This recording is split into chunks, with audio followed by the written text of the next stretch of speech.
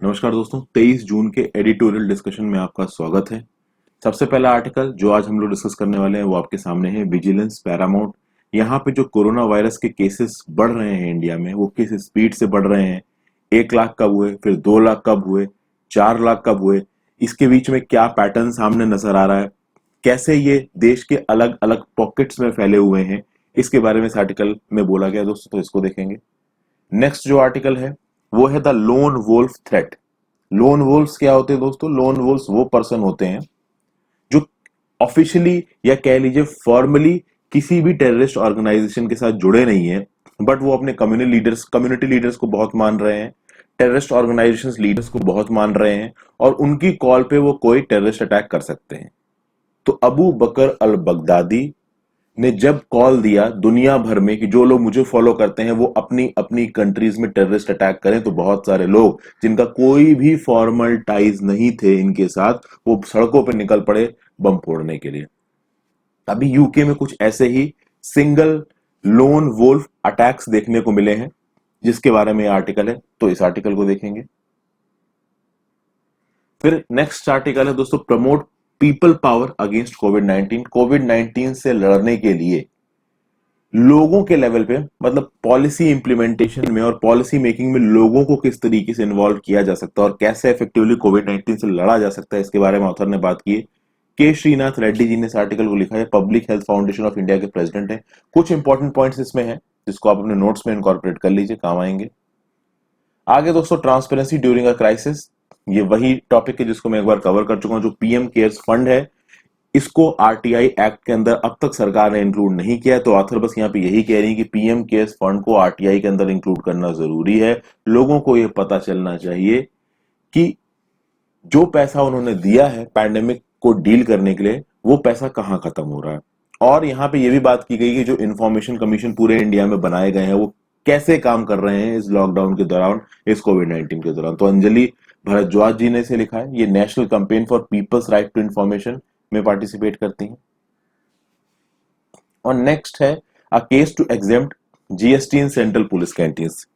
देखिए, CSD canteen तो आपने सुनी होगी दोस्तों, कैंटीन स्टोर्स डिपार्टमेंट, जो कि आर्मी की कैंटीन्स होती हैं। कोई भी अगर आप में से आर्मी बैकग्राउंड का होगा या किसी आर्मी पर्सन को जानता होगा, तो उनको कार्ड के लेके हम लोग कई बार सीएसडी से शॉपिंग करते हैं, सामान सस्ता मिलता है। तो उस तरीके की कुछ कैंटीन सेंट्रल पुलिस कैंटीन खोली गई हैं, जो कि सेंट्रल आर्म्ड पुलिस फोर्सेस के लिए है। तो in central armed police forces में जो जीएसटी लगाया जाता है, इस जीएसटी को एग्जेम्प्ट करने की बात चल रही, क्योंकि ये सेंट्रल आर्म्ड फोर्सेस भी देश के लिए उतने ही बलिदान दे रहे हैं जितनी आर्मी दे रही है। तो इसमें किस तरीके से जीएसटी को एग्जेम्प्ट करने की बात की गई है, इसके बारे में बातचीत करेंगे। तो ये इंपॉर्टेंट आर्टिकल से शुरू करते हैं इसको। पहला article, vigilance Paramount, states have tackled the virus differently but they must learn from each other. यहाँ पे अलग अलग स्टेट्स को कंपेयर किया है। सबसे पहले कुछ स्टैटिस्टिक्स दिए हैं दोस्तों। देखिए, 20 जून, लगभग एक महीने के बाद, अभी से यानी 20 जून से एक महीने पहले 1 लाख कोरोना वायरस के केसेस इंडिया में हो गए। जब 1 लाख कोरोना वायरस के केसेस हुए इंडिया में, उस 1 लाख से 2 लाख कोरोना वायरस के केसेस होने में कितने दिन लगे? लमसम 13 दिन लगे। तो 1 लाख से 2 लाख होने में लगे 13 दिन। फिर अगले 10 दिन में पहुंच गए 3 लाख पे। अभी के लिए आप देख रहे हो दोस्तों, 4 लाख केसेस हो चुके हैं 20 जून को। अब बात यहां पे ये हो रही है कि टेस्ट पॉजिटिविटी रेट क्या है। तो मिड मई में टेस्ट पॉजिटिविटी रेट था 4.6%, और अभी के लिए हम देख रहे हैं कि 21 जून को टेस्ट पॉजिटिविटी रेट आ गया 7.9%। ये टेस्ट पॉजिटिविटी रेट क्या है कि आपने अगर 100 लोगों को टेस्ट किया तो 4.6 लोगों को कोरोना वायरस है, तो टेस्ट पॉजिटिविटी रेट ऑफ 4.6%। और अगर आपने 100 लोगों को टेस्ट किया और अगर 7.9 लोगों को कोरोना वायरस है, तो टेस्ट पॉजिटिविटी रेट ऑफ 7.9%। देखा जा रहा है भाई, कम्युनिटी स्प्रेड 3-4 जगहों पे शुरू हो चुका है, जिसमें मुंबई, दिल्ली, चेन्नई और अहमदाबाद आते हैं। बस पॉजिटिव पॉइंट एक है कि इंडिया में मोर्टेलिटी रेट कम है। अब देखिए, इंडिया में पहली डेथ कोरोना वायरस से हुई थी मार्च 13 को। जो पहली डेथ हुई थी, he was a very old person. उसके बाद देखिए, 28 अप्रैल तक आते आते 1000 डेथ्स हो चुकी थी इंडिया में कोरोना वायरस के चलते। तो पहली डेथ मार्च 13 को और 28 अप्रैल तक आते आते 1000 डेथ्स। उसके बाद आप देखोगे कि जबरदस्त डेथ्स हो रही। जून 21 को जो डेथ का आंकड़ा है दोस्तों, वो पहुंच गया 13,703। तो अभी के लिए अगर बात की जाए 21 जून के, तो 13,703 लोग इंडिया में कोरोना वायरस से मर चुके हैं। यह बोला जाता है कि अगर 4,000 डेथ से 13,703 डेथ्स के सफर को देखा जाए तो 4,000 से लेके 13,703 के डेथ फिगर में आप कह सकते हो कि हर 3 दिन में 1,000 लोग मर रहे हैं। तो ये एक प्रॉब्लम की बात है। अब देखिए, अगर पूरे वर्ल्ड के डाटा से आप इसको कंपेयर करो, खासकर स्पेन, इटली, यूएस के डाटा से आप इसको कंपेयर करो, तो इंडिया में जो मोर्टेलिटी रेट है वो कम बताया जा रहा है।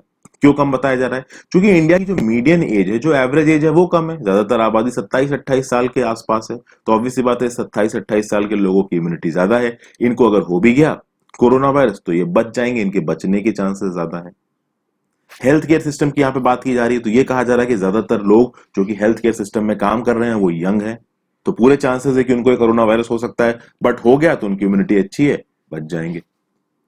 अब एक बात यहाँ पे और कही जा रही है कि इतने तेजी से कोरोना वायरस फैल रहा है, तो मुंबई, दिल्ली, चेन्नई और अहमदाबाद, जहां सबसे ज्यादा कम्युनिटी लेवल पे कोरोना वायरस फैला है, वहां पे जो हेल्थ सिस्टम है उसकी हालत काफी खराब हो चुकी है। अब यहाँ पे कुछ स्टेट्स में कंपैरिजन किया गया, 3 स्टेट्स का नाम लिया गया है। एक तो भाई आपका है केरला, एक है आपका कर्नाटका और एक है आपका आंध्र प्रदेश। केरला, कर्नाटका, आंध्र प्रदेश। ये बोला जाता है कि कोरोना वायरस के लिए सबसे ज्यादा अगर कोई स्टेट तैयार था तो वो था केरला। और कर्नाटका, आंध्र प्रदेश ने जैसे ही लॉकडाउन लगा, सबसे तगड़ा कंटेनमेंट किया है आपका कर्नाटका और आंध्र प्रदेश ने। केरला ने तो इसको एक्सेप्शनली हैंडल किया ही है, बहुत अच्छे से हैंडल किया है, बट यहां पे ऑथर ये बोल रहा है कर्नाटका और आंध्र प्रदेश ने जो अर्ली लॉकडाउन हुआ था उसी समय पे बहुत मैसिव लेवल पे ये टेस्टिंग करके पता करने की कोशिश की कि कौन कौन कोरोना वायरस से इन्फेक्टेड है। और आज की डेट में देख लीजिए दोस्तों, बेंगलुरु में कोरोना के इन्फेक्शन आपको इतने ज्यादा नहीं मिलेंगे। बेंगलुरु में हालत इतनी ज्यादा खराब नहीं है जितनी की हालत आपकी दिल्ली, मुंबई और चेन्नई में खराब हो चुकी है। दिल्ली, मुंबई, चेन्नई एपिडेमिक के सेंटर बन चुके हैं। महाराष्ट्र भी अभी के लिए एक अच्छी स्ट्रेटजी अपना रहा है। महाराष्ट्र लगातार टेस्ट को करता जा रहा है, एग्रेसिव टेस्टिंग कर रहा है। जो धारावी में ये फैला था कोरोना वायरस, जिससे पूरे इंडिया को डर लग गया था, उसको कंटेन करने में जो सबसे बड़ी आप कह सकते हैं कि शाबाशी मिलनी चाहिए महाराष्ट्र को, वो इस चीज में कि उन्होंने एग्रेसिव टेस्टिंग की है। वहीं पे आप दिल्ली को देख लीजिए, दिल्ली में उतनी एग्रेसिव टेस्टिंग नहीं हुई है। अगर बात करें तेलंगाना जैसे स्टेट्स की, वेस्ट बंगाल जैसे स्टेट्स की, उत्तर प्रदेश की, बिहार की, तो तेलंगाना, वेस्ट बंगाल, उत्तर प्रदेश और बिहार में कम केसेस देखने को मिल रहे हैं। तो इससे थोड़ा लोगों को डाउट हो रहा है, ऑथर को थोड़ा डाउट हो रहा है। डाउट इस बात पे हो रहा है कि उत्तर प्रदेश, बिहार और वेस्ट बंगाल जैसे केसेस, जो उनकी इकोनॉमिक डेवलपमेंट है, जो वहां पे हेल्थ सिनारियो है, यहाँ केसेस बहुत ज्यादा होने चाहिए, तो इतने कम कैसे हैं? ऑथर यहां पे भी बोलता है कि बहुत सारे ऐसे स्टेट्स है जब वहां पे उनके माइग्रेंट वर्कर वापस पहुंचे, उनकी टेस्टिंग की गई तो वो कोरोना पॉजिटिव पाए गए। वहीं पे अगर आप उत्तर प्रदेश, बिहार और वेस्ट बंगाल जैसे स्टेट्स की बात करो, वहां पे इतने ज्यादा माइग्रेंट वर्कर वापस गए हैं लेकिन वहां पे कोरोना वायरस के केस नहीं बढ़ रहे। तो क्या केसेस को छुपाया जा रहा है? ये बात भी बोली गई है। फिर तमिलनाडु में चेन्नई और आसपास की 3 डिस्ट्रिक्ट्स में कोरोना वायरस बहुत फैला है। तो तमिलनाडु गवर्नमेंट अच्छा काम कर रही है, जहां जहां पे ज्यादा केसेस हैं, इन्फ्लुएंजा लाइक इलनेस ज्यादा है, वहां पे एग्रेसिव टेस्टिंग कर रहे हैं, डोर टू डोर सर्वेलेंस कर रहे हैं। अब ये एक्टिविटी, ये जो स्टेप्स हैं कितने यूजफुल होंगे ये तो देखिए समय ही बताएगा, बट हाँ, इस समय के लिए देखा जाए तो तमिलनाडु जो स्ट्रेटजी अपना रहा है वो सही है। तो यहाँ पे बहुत सारे अलग अलग व्यू पॉइंट्स दिए गए हैं। अब ये व्यू पॉइंट्स कितने सही हैं दोस्तों, कितने गलत हैं, वो तो देखिए समय ही बताएगा। अगर आने वाले टाइम में यूपी, बिहार और वेस्ट बंगाल जैसी जगहों पे कोरोना वायरस के केसेस बहुत तेजी से बढ़ते हैं तो एक तरीके से आप कह लोगे कि यहाँ पे जो ऑथर कह रहा है वो सही था। मेन चीज क्या है यहाँ पे आपको जो नोट्स में इनकॉर्पोरेट करना है वो है स्टैटिस्टिक्स। 20 जून, लगभग एक महीने बाद, जब 1 लाख कोरोना कोर्सेज आए इंडिया में, 1 लाख से 4 लाख हो गए एक महीने में, 1 लाख से 2 लाख हुए 13 दिनों में, फिर 2 लाख से 3 लाख हुए 10 दिनों में। मिड जून में पॉजिटिविटी रेट था 4.6% और मिड मई में पॉजिटिविटी रेट था, टेस्ट पॉजिटिविटी रेट 7.9%। यानी कि ये पूरे जो स्टैटिस्टिक्स हैं, इन स्टैटिस्टिक्स को अपने आप नोट्स में इनकॉर्पोरेट कर लीजिए, आपको किसी एग्जाम में लिखने में काम आएंगे। नेक्स्ट आर्टिकल पे चलते हैं, देखते हैं भाई ये लोन वोल्फ थ्रेट क्या है। लोन वोल्फ थ्रेट, जैसा कि मैंने आपको शुरू में बताया, ऐसे लोग जो फॉर्मली किसी भी टेररिस्ट ऑर्गेनाइजेशन के साथ जुड़े नहीं है, लेकिन हाँ, अगर कोई कम्युनिटी लीडर जिसको वो बहुत ज्यादा फॉलो करते हैं, वो कोई कॉल दे कि आप कोई तरीके का अटैक करो तो वो अटैक कर देंगे। जैसे लंदन में इस तरीके के अटैक्स, यूके में इस तरीके के अटैक्स अक्सर कर देखने को मिलते हैं। जैसे रीडिंग नाम का एक पार्क है आपका वेस्ट ऑफ लंदन में, वेस्ट लंदन में ये पार्क है, वहां पे एक नाइफ अटैक हुआ है, एक पर्सन ने 3 लोगों को चाकू से मार दिया और 3 को इंजर्ड कर दिया। तो this is a sort of lone wolf attack, यानी एक पर्सन बिना किसी दूसरे के सपोर्ट के, बिना किसी टेररिस्ट ऑर्गेनाइजेशन के सपोर्ट पे सड़क पे निकला और उसने लोगों को नुकसान पहुंचाया। अब आप देखिए ब्रिटिश गवर्नमेंट ने जो ऑफिशियल थ्रेट लेवल है टेररिज्म में, वो लोग थ्रेट लेवल डिसाइड करते हैं। तो भाई ऑफिशियल थ्रेट लेवल पहले सीवियर था, सीवियर से उसको सब्सटेंशियल ले आए थे। जो लगातार ब्रिटिश इंटेलिजेंस एजेंसी है वो इस बात पे ध्यान देती है कि क्या कोई टेरर अटैक होने वाला है। वैसे तो देखिए टेरर अटैक के बारे में नहीं बोला गया है, लेकिन अगर लोन वोल्फ अटैक की बात की जाए तो कुछ लोन वोल्फ अटैक की यहां पे बात की गई। जैसे नवंबर 2019 में उस्मान खान नाम का एक पर्सन था जिसको पहले भी टेरर ऑफेंसेस के लिए जेल किया गया था, इसने भी नाइफ मारा था कुछ लोगों को। फिर इस तरीके से कुछ और चीजें बता रखी हैं दोस्तों। यहाँ पे मेन चीज क्या है, यहाँ पे मेन चीज ये है कि ये जो लोन वोल्फ अटैक हैं ये होते कैसे हैं और क्या इंटेलिजेंस एजेंसीज इन लोन वोल्फ अटैक को रोक सकती हैं, रिस्ट्रिक्ट कर सकती हैं। देखिए जो मैसिव लेवल पे टेरर अटैक्स होते हैं उनको रोका जाता है। देखिए 2005 में लंदन में बॉम्बिंग्स हुई थी, 52 लोगों की मृत्यु हो गई थी, 700 लोग घायल हो गए थे। उसके बाद से टेररिस्ट अटैक तो यूके में नहीं हुआ है। तो यूके की इंटेलिजेंस एजेंसीज टेररिस्ट अटैक को रोक पाई हैं, लेकिन ऐसे लोन वोल्फ लोग, एक पर्टिकुलर इंडिविजुअल इंसान अपने दिमाग में क्या बवाल लेके चल रहा है, ये किसी के लिए भी जानना बहुत ज्यादा मुश्किल होगा। और आज की डेट में टेररिस्ट ऑर्गेनाइजेशन एक नई तरीके की टेक्निक लेके आए हैं। जो बड़े बड़े कम्युनिटी लीडर्स होते हैं या फिर जो बड़े बड़े रिलीजियस टेररिस्ट लीडर्स होते हैं, क्या होते हैं, वो सोशल मीडिया के थ्रू जुड़ के या पब्लिकली किसी चैनल पे अपने स्टेटमेंट्स देके अपनी आइडियोलॉजी को दुनिया भर में फैलाते हैं।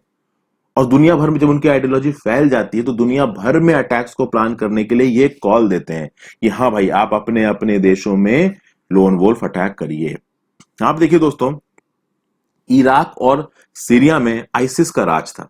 2015 और 16 में आप देखोगे इराक और सीरिया में जब आइसिस हारना शुरू हुआ और जब सीरियन फोर्सेस का अटैक होना शुरू हुआ उनके ऊपर, तो उसमें जो इस्लामिस्ट स्टेट था ना, इस्लामिक स्टेट ने अपने दुनिया भर के सपोर्टर से बोला, खासकर उन सपोर्टर से जो कि वेस्टर्न सिटीज में रहते हैं, यूके, यूरोप और यूएसए में रहते हैं, उनसे बोला कि आप जहां जहां भी रहते हैं वहां पे अटैक लॉन्च करिए। तो एक एग्जांपल है, 2017 में एक ब्रिटिश सिटीजन था खालिद मसूर, उसने एक कार एक पेडेस्ट्रियंस में घुसेड़ दी और एक ऑफिसर को चक्कू मार दिया। तो अब सोचिए यहां पे क्या हुआ, इस्लामिक स्टेट काम कर रहा है इराक और सीरिया में, और वहां पे बैठा हुआ लीडर दुनिया भर में जो वेस्टर्न सिटीज है वहां पे बैठे हुए अपने सपोर्टर्स से बोल रहा है कि आप अटैक लॉन्च करो, और वो अटैक लॉन्च कर भी रहे हैं। ये जो पर्सन है, जो लोन वोल्स हैं जो अटैक लॉन्च कर रहे हैं, इनका कोई डायरेक्ट कनेक्शन नहीं है उस कम्युनिटी लीडर्स के साथ, बस उसकी टीचिंग से इन्फ्लुएंस होकर अटैक लॉन्च कर रहे हैं। तो basically sir it is very difficult thing to track. Intelligence agencies के सामने एक ये बहुत बड़ी प्रॉब्लम है, वो इस तरीके के इंडिविजुअल्स को आइडेंटिफाई नहीं कर सकते जो अपने आप दिमाग से उठ के कुछ भी कर देंगे। इसलिए यहां पे ये बातें बोली गई कि जो गवर्नमेंट है, जो सिक्योरिटी एजेंसीज हैं, इनको एक मल्टी प्रोंग्ड अप्रोच लेना है, रेडिकलाइजेशन को रोकना है, ह्यूमन इंटेलिजेंस को अपील करना है, कम्युनिटी लीडर्स जो कि लोकल लेवल पे कम्युनिटी लीडर्स ऑपरेट करते हैं उनसे बातचीत करनी है, ताकि वो अपने फॉलोअर्स से बातचीत करके डी रेडिकलाइजेशन प्रोग्राम्स चलाएं, ताकि जो यूथ हैं वो यूथ गलत नॉलेज से प्रभावित होकर कोई गलत काम ना करें। बस ये बात यहां पे बोली गई है। आगे चलते हैं। इस आर्टिकल में बहुत सारे टैक्टिक्स, तरीके बताए हैं ऑथर ने कोविड-19 से लड़ने के लिए। क्या क्या बताया है देखिए, it's time to change track from a government led but people disconnected strategy of fighting the virus. इनका ये बोलना है कि गवर्नमेंट जो भी स्ट्रेटजीज को अपना रही है वो थोड़ा पीपल से डिस्कनेक्टेड है, उनको पीपल से जोड़ने की जरूरत है। शुरुआत कैसे की जा रही है, बोला जा रहा है कि भैया इंडिया में भले ही एक टाइम जोन है, लेकिन यहाँ पे अलग अलग टाइम जोन से लोग आए जो कोरोना वायरस को अपने साथ लेके आए, इंटरनेशनल एयरपोर्ट से घुसे, ज्यादातर लोग दिल्ली, मुंबई और चेन्नई से घुसे। वो लोग जो कोरोना वायरस को लेके आए, वो कोरोना वायरस पूरे इंडिया में फैल चुका है, और अब वो रूरल इंडिया में, ईस्टर्न इंडिया में और इवन नॉर्थ ईस्टर्न इंडिया में पहुंच रहा है। तो लोकल लेवल पे अब हमको इससे लड़ने की काबिलियत को सामने लेके आना है। अब खास बात यह है दोस्तों, वायरल एक्सपोजर रेट, यानी कि इस वायरस ने अलग अलग सेक्शन ऑफ लोगों को किस तरीके से अफेक्ट किया है, इसमें डिफरेंसेस हैं। प्लस जो टेस्ट करते हो आप कोरोना वायरस को आइडेंटिफाई करने के लिए, आरटी-पीसीआर टेस्ट, ये आरटी-पीसीआर टेस्ट की जो एफिशिएंसी है वो भी अलग अलग जगहों पे अलग अलग है। और टेस्टिंग क्राइटेरियाज को भी आपने बहुत रिस्ट्रिक्ट किया है। तो आप देखोगे शुरुआत में कुछ लोग जिनको बुखार हो भी रहा था वो टेस्ट करने जा रहे थे, तो उनसे बोला जा रहा था कि देखिए कुछ दिन तक रुकिए, अगर आपको 5 दिन से ज्यादा बुखार रहता है तो ही आपका टेस्ट करेंगे। मतलब टेस्टिंग अनलिमिटेड नहीं थी, टेस्टिंग बहुत रिस्ट्रिक्टेड थी। कुछ पर्टिकुलर लोग की ही टेस्टिंग की गई, सबकी टेस्टिंग नहीं की गई। तो ये बोला गया है कि ये जो आपने एग्रेवेटेड टेस्टिंग नहीं की, टेस्टिंग में भी आपने क्राइटेरिया लगा दिए जिसकी वजह से गलतियां होनी ही थी। और खास बात यह है कि दुनिया भर से ऐसी रिपोर्ट निकल के आ रही हैं कि जिनको कोरोना वायरस पॉजिटिव भी है उनको एसिम्टोमेटिक है, मतलब उनको कोई बुखार नहीं है, उनको किसी तरीके से रेस्पिरेटरी प्रॉब्लम नहीं हो रही है, तो उनका तो टेस्ट हो ही नहीं रहा है। आप यूएस में जाके देखिए जबरदस्त एग्रेसिव टेस्टिंग हो रही है, यूरोप में जाके देखिए एग्रेसिव टेस्टिंग हो रही है, वो सबका ही टेस्ट कर रहे हैं पकड़ के। But first of all India में एसिम्टोमेटिक लोगों की टेस्टिंग नहीं हो रही है। दूसरी बात, जिनको थोड़े बहुत सिस्टम्स आ भी गए, बुखार आ भी गया है, उनसे कहा जा रहा है कम से कम 5 दिन तक अगर आपको बुखार हो तो टेस्ट कराने आओ। तो इस तरीके की चीजों से जो स्प्रेड है वायरस का इंडिया में, वो स्प्रेड बहुत ज्यादा है। अब कुछ पॉपुलेशन सर्वे लिए थे गवर्नमेंट ने, उससे कुछ डाटा रिलीज किया गया। क्या बोलता है ये data? Presented on 63 of the 83 district reveal an antibody prevalence of 0.73% of the population। ये बोलता है कि 83 डिस्ट्रिक्ट्स में से 63 डिस्ट्रिक्ट्स के लोगों का जो भी सर्वे किया गया है, उनके ब्लड में जो कोरोना वायरस की एंटीबॉडीज मिली है वो मिली है लगभग 0.73% इन द पॉपुलेशन। और कोरोना वायरस की एंटीबॉडी के मिलने का क्या मतलब है? अब कोरोना वायरस होगा तो उसी से लड़ने के लिए आपकी इम्यूनिटी सिस्टम ने एंटीबॉडी बनाई होंगी। तो मतलब जितने लोगों की टेस्टिंग हुई है उसमें 0.73% लोगों में एंटीबॉडी मिली है, यानी 0.73% लोगों में कोरोना वायरस है।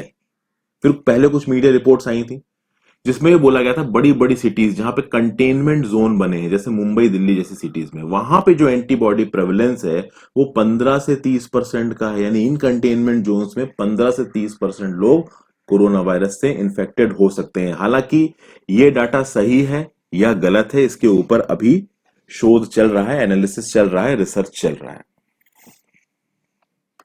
अब यहां पे एक बहुत इंपॉर्टेंट कंसेप्ट की बात की गई दोस्तों, हर्ड इम्यूनिटी थ्रेशोल्ड की। ये हर्ड इम्यूनिटी एक ऐसा कंसेप्ट है जो शुरुआत में यूके के प्राइम मिनिस्टर भी लेके आए, बट यूके में ये बुरी तरीके से फेल हो गया। क्या बोला जा रहा है दोस्तों कि जो कंटेनमेंट जोन्स है इंडिया के, मुंबई दिल्ली जैसे शहर है जहां पे कोरोना वायरस बहुत तेजी से फैल गया है, वहां पे ये कहा जा रहा है कि हर्ड इम्यूनिटी का कंसेप्ट आ ही जाएगा। और ये जो हर्ड इम्यूनिटी थ्रेशोल्ड होगा ना, ये 70% होगा इन इलाकों में।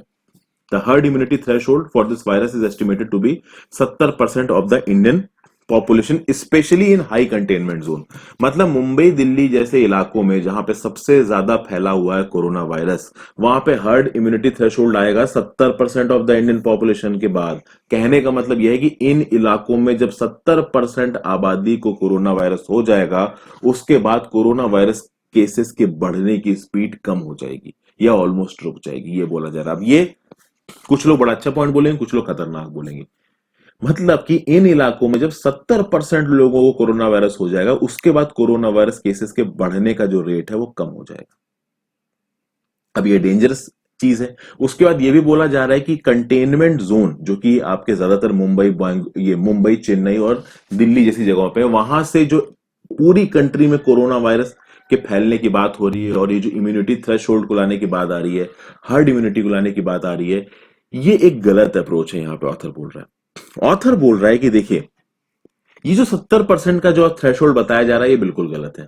पहली बात, अगर आप पूरे इंडिया को देखें तो इंडिया में अभी जो मेजोरिटी ऑफ द जनता है, मैक्सिमम जनता अभी कोरोना वायरस से अफेक्टेड नहीं है।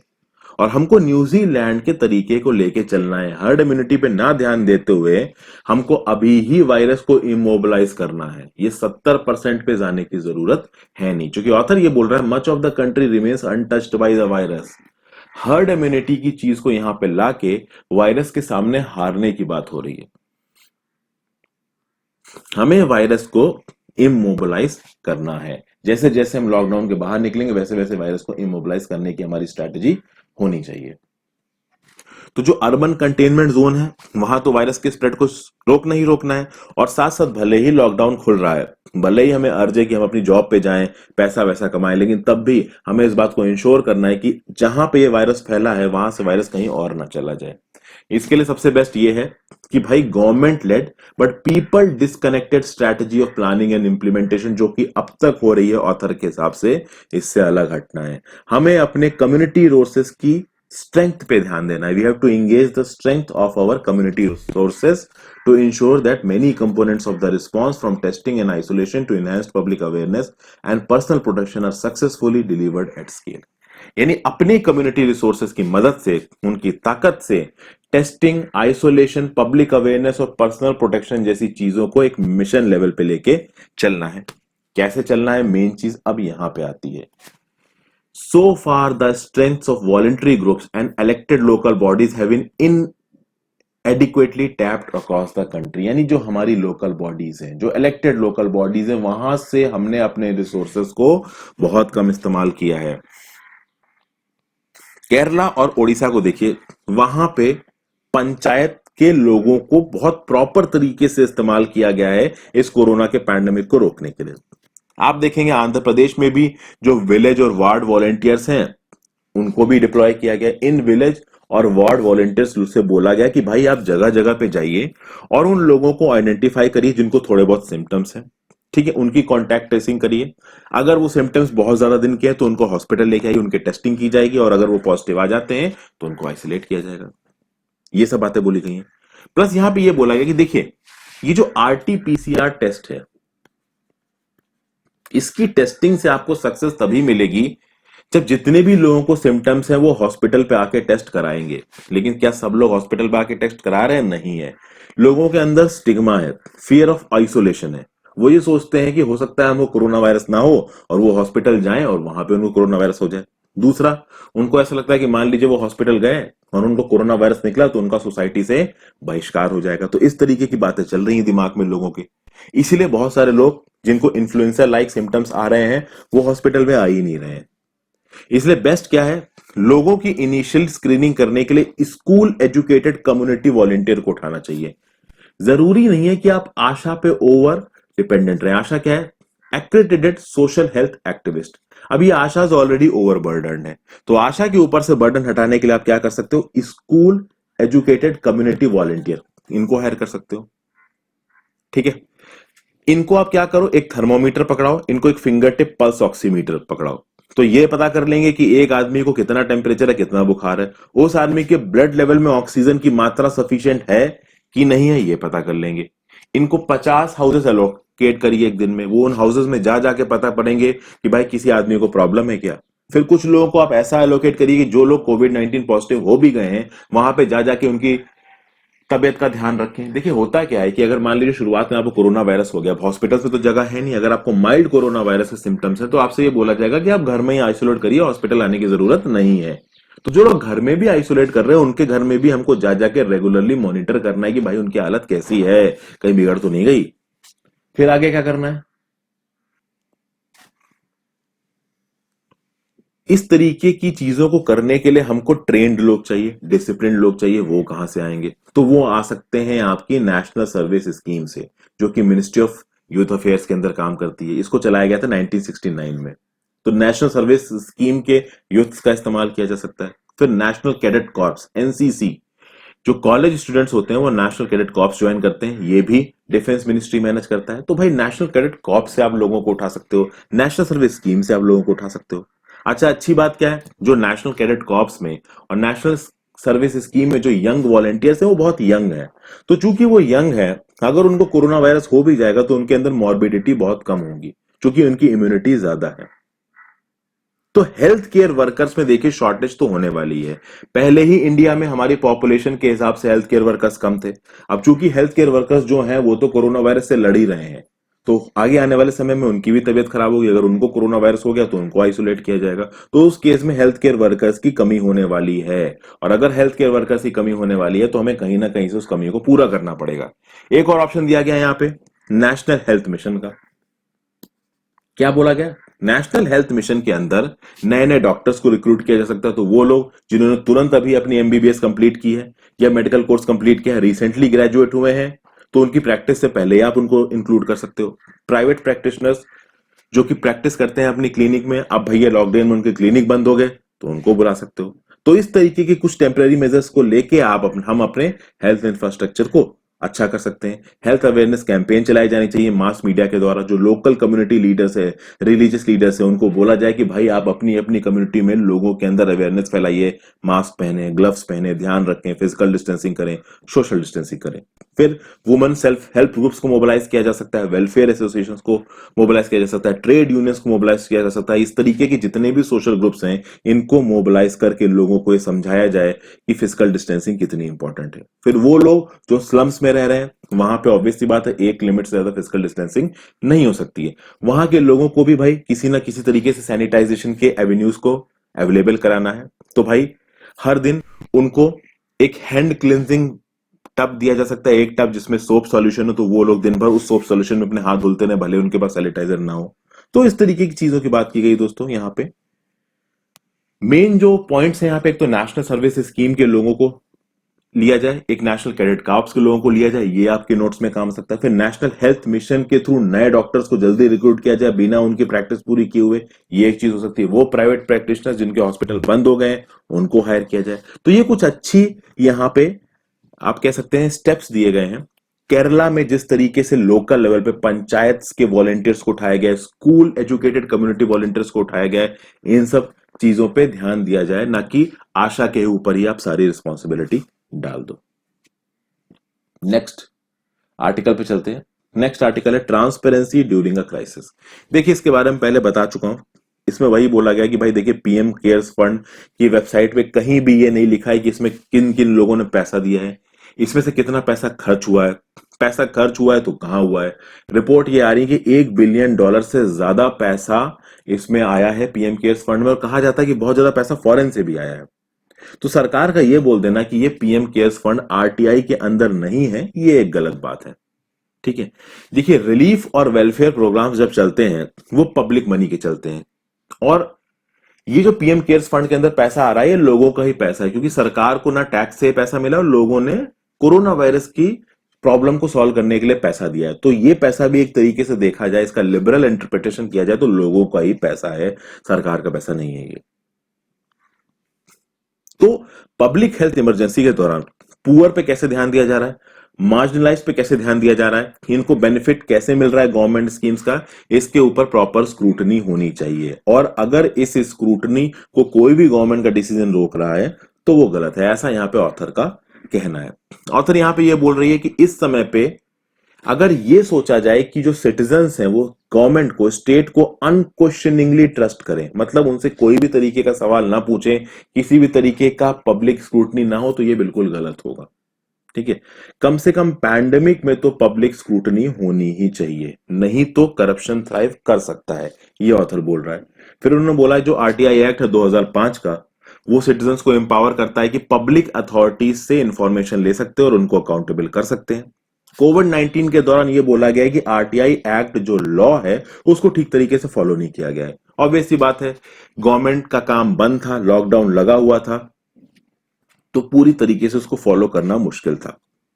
अब यहां पे कुछ और एग्जांपल्स दिए गए। देखिए सेंट्रल गवर्नमेंट और स्टेट गवर्नमेंट सब्सिडाइज्ड राशंस देते हैं, राशंस को एक सस्ते दाम पे पब्लिक डिस्ट्रीब्यूशन सिस्टम के थ्रू अवेलेबल कराया जाता है। तो इस राशन की क्वांटिटी कहां कितनी गई, किस दुकान वाले के पास कितनी है, अगर ये पब्लिक डोमेन में आ जाए तो लोगों को पता चल जाएगा। कई बार क्या होता है, जो राशन शॉप ओनर्स होते हैं वो पब्लिक डिस्ट्रीब्यूशन के थ्रू जो उनके पास राशन आता है वो लोगों को बांटते ही नहीं, दुकान बंद कर देते हैं, कह देते हैं राशन नहीं आया, और उसी राशन को मार्केट रेट पे बाहर बेच देते हैं। तो इस तरीके की चीजों को रोकने के लिए जो इंफॉर्मेशन है वो ओपन डोमेन में होनी चाहिए, सबको पता होनी चाहिए। एक और यहां पे गलती पॉइंट आउट की गई सरकार की ऑथर के द्वारा, हुआ ये कि कोविड-19 टेस्टिंग किट्स हमने चाइना से इंपोर्ट की। अब ये जो कोविड-19 टेस्टिंग किट्स थी, स्पेन और नीदरलैंड जैसी कंट्रीज इन टेस्टिंग किट्स को चाइना को वापस करनी थी, क्योंकि कहा जा रहा था कि ये टेस्टिंग किट्स फॉल्टी हैं। और बहुत सारे स्टेट्स ने भी कंप्लेंट की कि भाई ये जो किट्स आ रही हैं चाइना से ये काम नहीं दे रही हैं, ये एफिशिएंट नहीं है, गलत है ये। तो जब इस तरीके की कंप्लेंट आई तो Indian council of medical research ने कहा कि नहीं भाई इन टेस्टिंग किट्स का इस्तेमाल मत करो। तो यहां पे भी ऑथर ये पॉइंट आउट कर रहा है कि यहां पे भी सरकार को ओपन होना चाहिए था। जब ये किट्स चाइना से इंपोर्ट हो रही थी उस समय पे लोगों के साथ डिस्कशंस करने चाहिए थे। जब पूरी दुनिया में एक खबर आ रही थी कि ये किट्स फॉल्टी हैं, तो इंडियन गवर्नमेंट ने इन किट्स को चाइना से क्यों मंगाया, इस बात के बारे में यहां पे ऑथर ने बात उठाई है। फिर यह भी बोला गया है कि जब कोविड 19 पेशेंट्स को हॉस्पिटल में भर्ती करने की बात आती है तो कभी कभी कभी उनको बेड नहीं मिलता है, तो वो एक हेल्थ सेंटर से, एक हॉस्पिटल से दूसरे हॉस्पिटल के बीच में घूमते रहते हैं, प्रॉपर तरीके से उनको बेड ही नहीं मिल पा रहे हैं। तो अगर एक सेंट्रलाइज्ड पोर्टल बनाया जाए जहां पे ये लिखा हो कि भाई इस हॉस्पिटल में इतने बेड हैं, इस हॉस्पिटल में इतने बेड है, तो लोग वहां पहुंच सकते हैं। अच्छा, दिल्ली में बनाया भी गया तो वो एफिशिएंटली काम नहीं करता, प्रॉपर इंफॉर्मेशन वहां पे अवेलेबल नहीं है। ऐप में दिखाएगा कि हाँ भाई बेड्स है, वहां पहुंचे तो वहां बेड होंगे ही नहीं। तो ये सब चीजें यहाँ पे ऑथर ने पॉइंट आउट की, और यहाँ पे ऑथर ने इंफॉर्मेशन कमीशन के काम को भी पॉइंट आउट किया है। ये बोला है कि भाई जब लॉकडाउन लगा दोस्तों, तो लॉकडाउन के दौरान जो 29 स्टेट इंफॉर्मेशन कमीशन है पूरे इंडिया में से, उसमें से 21 इंफॉर्मेशन कमीशन ने काम ही नहीं किया। जो बचे हुए 8 इंफॉर्मेशन कमीशन है उन्होंने थोड़ा बहुत काम किया, लेकिन 29 में से 21 इंफॉर्मेशन कमीशन ने पूरे इंडिया में काम ही नहीं किया। तो ये गलत है। तो ये सब बातें यहाँ पे अंजलि भारद्वाज जी ने पॉइंट आउट किया है। एक अच्छा आर्टिकल है, हालांकि सीधे सीधे गवर्नमेंट को क्रिटिसाइज किया गया है, तो इसको जितना कम हो सके उतना ही, मतलब ज्यादा इसके पॉइंट्स को अपने आंसर्स में कोट मत करिएगा। हाँ, एक न्यूट्रल वे में आप कोट कर सकते हैं कि 29 में से 21 इंफॉर्मेशन कमीशन काम नहीं कर रहे थे, इस तरीके की चीजों को आप जरूर लिख सकते हो। PM cares fund RTI act के अंदर नहीं आ रहा है, इसको एक न्यूट्रल पर्सपेक्टिव से लिख रहे हो, लेकिन कहीं पे भी आपके ऑथर में गवर्नमेंट क्रिटिसिज्म नहीं नजर आना चाहिए। और फाइनली आते हैं a case to exempt GST in central police canteens. क्या है दोस्तों, सेंट्रल आर्म्ड पुलिस फोर्सेस। अब इस सेंट्रल आर्म्ड पुलिस फोर्सेस में आता कौन कौन है, तो भैया central reserve police force CRPF, border security force BSF, central industrial security force CISF, Indo Tibetan border police, सशस्त्र सीमा बल, Assam rifles, national security guard, ये सब आते हैं सेंट्रल आर्म्ड पुलिस फोर्स में। सेंट्रल आर्म्ड पुलिस फोर्सेस के बारे में ये बोला जाता है कि इनको हमेशा डिस्क्रिमिनेट किया जाता है, इनको आर्मी के बराबर बेनिफिट्स नहीं दिए जाते हैं। और एक बेनिफिट यहां पे जो निकल के आता है वो आता है सेंट्रल पुलिस कैंटीन। देखिए, canteen store department CSD canteen army की जाने कब से चल रही हैं, लेकिन इसी के पैरेलल बोला गया कि भाई सेंट्रल पुलिस कैंटीन खोलिए। तो सेंट्रल पुलिस कैंटीन बहुत दिनों तक नहीं खोली गई, फाइनली मनमोहन सिंह जी के दौरान सेंट्रल पुलिस कैंटीन खोली गई। ठीक है, इन सेंट्रल पुलिस कैंटीन में ये जो इन आर्म्ड फोर्सेस के लोग हैं, इनके फैमिली मेंबर्स है, रिटायर्ड मेंबर्स हैं, ये लोग जाके सामान खरीद सकते हैं। अब यहां पे बात ये आती है कि यहां पे एक चीज उठ रही है कि जो सामान ये लोग सेंट्रल पुलिस कैंटीन से खरीदते हैं, वो सामान मार्केट रेट से बहुत ज्यादा फर्क नहीं होता, थोड़ा ही कम होता है।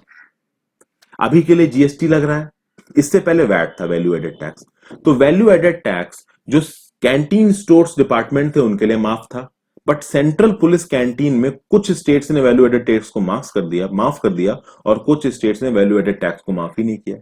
अब जब से जीएसटी आया है, आप देखोगे कैंटीन स्टोर्स डिपार्टमेंट जीएसटी जो भी भरता है उसका 50% सरकार रिफंड दे देती है कैंटीन स्टोर्स डिपार्टमेंट को, लेकिन इस तरीके की कोई भी सुविधा सेंट्रल पुलिस कैंटीन के लिए अवेलेबल नहीं है। आथर बस ये पॉइंट आउट करने की कोशिश कर रहा है, ये सेंट्रल आर्म्ड पुलिस फोर्सेस के लोग भी खतरनाक टेरेन में काम करते हैं। आप देखिए, चाइना के साथ एलएसी पे स्टैंड ऑफ चल रहा है, तो आईटीबीपी के लोग वहां पे डिप्लॉयड हैं। तो कहने का मतलब यह है कि ये लोग भी उतनी ही मुश्किल कंडीशंस में काम करते हैं, ये लोग उतनी ही प्रॉब्लम्स को झेलते हैं, तो इनको इस तरीके की सहूलियत क्यों नहीं दी जाती है। अभी के लिए जो आपकी सेंट्रल पुलिस कैंटीन है उन पर पूरा जीएसटी लगता है, और जो कैंटीन स्टोर डिपार्टमेंट है सेंटर के, उनको 50% जीएसटी का रिफंड मिलता है। तो भाई इनको भी जीएसटी रिफंड क्यों नहीं मिल रहा है, यानी कि ये जो सेंट्रल पुलिस कैंटीन है इनको जीएसटी रिफंड क्यों नहीं दिया जा रहा है, इसके बारे में कहा गया। तो ये बोला गया है कि सेंट्रल आर्म्ड पुलिस फोर्सेस के मोराल को बूस्ट करने के लिए सेंट्रल पुलिस कैंटीन के जीएसटी को भी एग्जेम्प्ट करना चाहिए, ताकि उनको भी ये लगे कि हाँ भाई अगर वो देश के लिए कुछ कर रहे हैं तो उनको भी कुछ बेनिफिट्स मिल रहे हैं। बस यही बात कही गई है इस आर्टिकल में दोस्तों। ये आर्टिकल लिखा है एमपी नथनल जी ने, ये इंस्पेक्टर जनरल ऑफ पुलिस रहे हैं सेंट्रल रिजर्व पुलिस फोर्स के। तो बस यहाँ पे मैं अपने इस डिस्कशन को खत्म करता हूँ दोस्तों। Thank you for watching the video, have a great day. अच्छी लगी हो तो शेयर कर दीजिएगा।